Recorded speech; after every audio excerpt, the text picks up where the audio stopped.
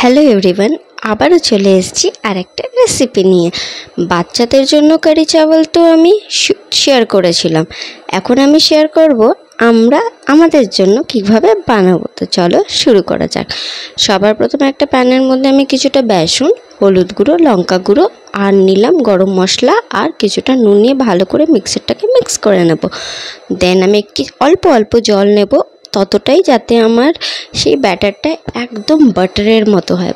বাটারের মতো হয়ে গেলে এর একটা ট্রিক্স আমি বলছি, হালকা একটা ফোঁটা নিয়ে জলের মধ্যে ছেড়ে দেবে যে ওই ছোট্ট বড়াটা ভেসে উঠছে কিনা। যদি ভেসে ওঠে তাহলে কিন্তু ভাববে আমার বড়াটা কিন্তু নরম নরম হবে। তবে আর কি একটা প্যানের মধ্যে সর্ষের তেল গরম করে ওর মধ্যে ছোট ছোট করে বড়াগুলোকে আমি ভেজে নেব। এই দেখো বড়াগুলো যেভাবে ফুটো ফুটো হয়েছে না, এতে কিন্তু বোঝা যাচ্ছে বড়াগুলো কিন্তু সফট হবে। তারপর আমি আস্তে আস্তে করে এক এক করে সব বড়াগুলোকে ভেজে নিয়েছি। ভেজে নেওয়ার পরে সে প্যানে থাকা যে তেলটা ছিল সেই তেলটাই আমি ইউজ করব কারির জন্য। কিছুটা নিলাম আর 1 চামচ নিলাম ঘি, সাথে ফোড়ন দিলাম একটু জিরে ফোড়ন, সর্ষে ফোড়ন আর কারি পাতাটা মাস্ট, আর একটু হিং। এইবার আমি সামান্য গ্যাসটাকে স্লো করে ধনে গুঁড়ো আর লঙ্কা গুঁড়োটা অ্যাড করে সামান্য নাড়াচাড়া করে দিয়ে দেবো এই দই আর জল আর বেসনের ঘোলটা। তো এটা আমি কী করে বানিয়েছিলাম, আমি এখানে মোটামুটি 400 গ্রাম দই ইউজ করেছি, তার সাথে 4 থেকে 5 চামচ বেসন আর সাথে দিয়ে দেবো একটু হলুদ।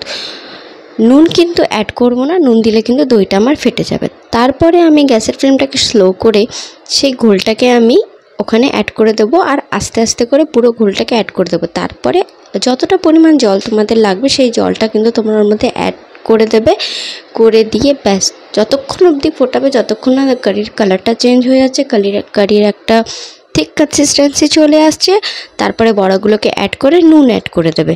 এরপরে হচ্ছে মেন তরকার মধ্যে আমি কিছুটা ঘি গরম করলাম, ঘি গরম করে একটু রসুন কুচি, সর্ষে ফোড়ন, জিরে ফোড়ন আর 2টো শুকনো লঙ্কার ফোড়ন আমি দিয়ে দিলাম। একটা কথা বলবো জানো তো, আমার বরকে যদি বিরিয়ানি আর কারি চাওয়ালের মধ্যে অপশান দিতে হয় তাহলে কিন্তু আমার বরমশাই কারি চাওয়ালটাকে চুজ করবে। এই যে লাল লালটা দেখলে এটা কিন্তু কাশ্মীরি লাল মির্চ, এটা কিন্তু আমি দিই একটুখানি কালারের জন্য। ব্যাস তারপর আবার কি হয়ে গেল আমাদের কারি রেডি। সাথে গরম ভাত, একটু কাঁচা লঙ্কার সাথে পরিবেশন করো এই কারি চাওয়াল। গরমের দিনে কিন্তু বডিকে ডিটক্স করতে এটা কিন্তু খুব হেল্প করে আর পেটকে ঠান্ডাও রাখে ভালো। সপ্তাহে একদিন না হলেও 2 সপ্তাহে একদিন কিন্তু আমাদের বাড়িতে এই মেনুটা হবেই হবে, কারণ আমাদের দুজনেরই ফেভারিট এই কারি চাওয়াল। ইভেন আমার মেয়েরও কিন্তু, সেটা তো আমি তোমাদের সাথে শেয়ারও করেছিলাম। আজ চলি, আবার দেখা হবে, টাটা।